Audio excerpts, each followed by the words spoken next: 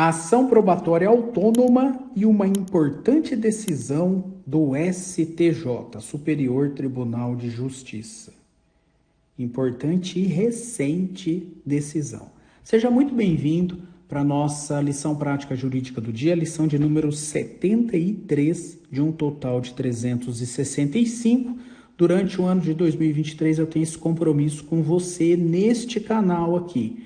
O compromisso de te entregar todos os dias do ano um conteúdo jurídico que você vai poder usar na sua prática jurídica, ou para vencer o processo de conhecimento, ou para obter sucesso na defesa do executado. Então, você que está aqui comigo, é uma grande honra, um grande prazer, seja sempre muitíssimo bem-vindos e vamos sempre juntos, ok? Por este canal. Olha só, hoje eu vou falar sobre a ação probatória autônoma, uma excelente estratégia para ser usada tanto no processo de conhecimento quanto no processo de execução. Ação probatória autônoma é aquela ação autônoma, como o próprio nome diz, que o autor apresenta ao juiz com a intenção, com o pedido de produzir uma prova. É o direito material à produção da prova. A finalidade da ação é a produção de um meio de prova permitido no ordenamento jurídico. Esse meio de prova pode ser tanto uma prova atípica como uma prova atípica. A ação, ela tramita por um procedimento, contencioso. O réu dessa ação é a pessoa contra quem essa prova poderá ser produzida no futuro, poderá ser apresentada contra ela no futuro. A ação probatória autônoma, ela pode ser justificada pela urgência, há um perigo da perda da prova se esperar o tempo adequado para a sua produção no processo principal. Aqui, então, tem os requisitos da tutela provisória, probabilidade do direito e perigo da demora, mas a ação probatória autônoma também pode se justificar sem o requisito da urgência. Eu quero produzir uma prova preparatória para justificar ou evitar o ajuizamento de uma ação futura. Aqui é que está o meu interesse de agir. Eu preciso da prova, ainda que não haja uma situação de urgência. Por quê? Porque a partir do momento em que essa prova for produzida na probatória autônoma, eu vou ter condições de analisar se vale a pena ajuizar a ação principal e utilizar dessa prova lá, ou evitar de ajuizar uma ação temerária. Muito bem. Essa ação probatória autônoma, ela está fundamentada no CPC a partir do artigo 381. E como ela é uma ação autônoma, ela se inicia com uma petição inicial endereçada ao juiz. O juiz da ação probatória autônoma não fica prevento para o ajuizamento de uma ação futura. E a competência aqui, ela é estabelecida no parágrafo 2º do artigo 381. A ação probatória autônoma será ajuizada no foro onde a prova deve ser produzida. Subsidiariamente, ela pode ser ajuizada também no foro do domicílio do réu. Sujeito ativo, quem propõe a ação, é aquele sujeito parcial que pretende a informação a ser obtida pela produção da prova. Sujeito passivo, a parte contra quem se pretende utilizar a prova, a pessoa que será atingida pela prova produzida. Preste atenção na causa de pedir.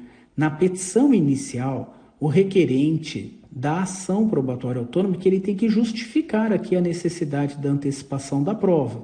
E ele vai justificar num dos incisos do artigo 381. Mas ele deve também mencionar com precisão qual é o fato que ele quer provar com a ação probatória autônoma e qual é o meio de prova que ele quer produzir no caso concreto. Não pode ser um pedido genérico de produção da prova, tem que especificar que meio de prova será produzido. O pedido aqui é a produção da própria prova, realizar o meio de prova requerido. Muito bem. Qual é o valor da causa, professor? O valor correspondente para a produção da prova. Uma perícia, por exemplo, o valor de mercado de um perito para realizar aquele ato, a perícia postulada. Se a prova a ser produzida é uma testemunha ou um depoimento pessoal que não tem conteúdo econômico, o valor da causa será um valor arbitrado, né, indicado pelo autor apenas para fins fiscais. Muito bem. Professor, ajuizada a ação e recebida pelo juiz, o réu tem que ser citado? Sim, claro, estamos diante de um procedimento de cognição aqui, de cognição contenciosa. Esse réu tem que ser citado. E qual é o prazo, né, para que ele seja citado? O prazo da citação e da apresentação da defesa. Ele pode apresentar defesa? Ele vai ser citado e o juiz, na petição inicial, ele tem que fixar um valor para apresentar a defesa, fixar uma data, né, um dia, o valor do dia, né, a quantidade de dias que ele vai ter para apresentar a sua defesa. Por quê? Porque o procedimento da ação probatória autônoma não prevê essa resposta de uma forma concreta. E aí vai caber que o juiz estabeleça o prazo para a defesa. Agora, a defesa é permitida, apesar de ainda existir aqui uma questão bem tormentosa.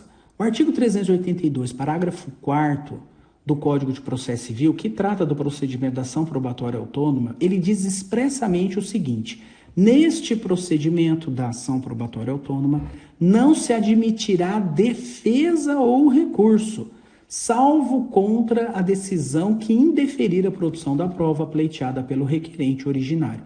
Olha, diante da literalidade do parágrafo 4º do artigo 382, parte da doutrina defendeu que na ação probatória autônoma não é possível apresentar defesa pelo executado. Essa questão sempre foi muito controversa, mas desde o início eu sempre defendi nas minhas aulas que a defesa é um direito constitucional, decorre do devido processo legal. E é claro que o réu da probatória autônoma, já que a ação é contenciosa, ele deve necessariamente ser citado para apresentar defesa. Eu não posso aqui retirar um direito fundamental, o direito do contraditório e da ampla defesa.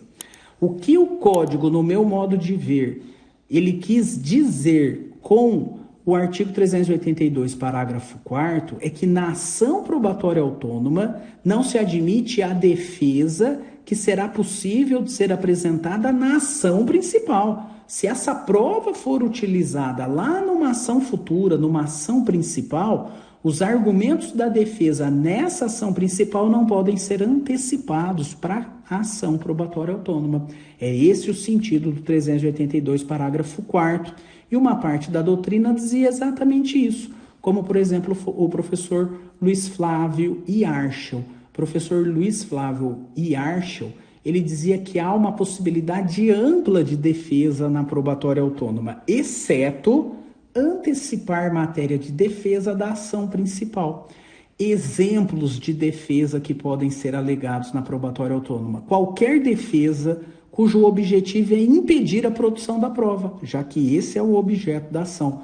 Como, por exemplo, a prova a ser produzida é ilícita, matéria de defesa do réu na probatória autônoma. A prova que o autor quer produzir é irrelevante, não recai sobre o fato controvertido, matéria de defesa. A prova que o autor quer produzir é inútil, ela não tem a adequação para comprovar o fato alegado, matéria de defesa. Qualquer matéria de ordem pública, incompetência do juízo, ilegitimidade de partes, o fato já está provado por outro meio de prova, enfim, qualquer defesa que vai impedir a realização da prova. E agora preste atenção para a gente finalizar o áudio do dia. Essa questão, se é possível ou não apresentar contestação, defesa na ação probatória autônoma, o STJ decidiu num RESP recentíssimo, o RESP 2.037.088 de São Paulo, terceira turma.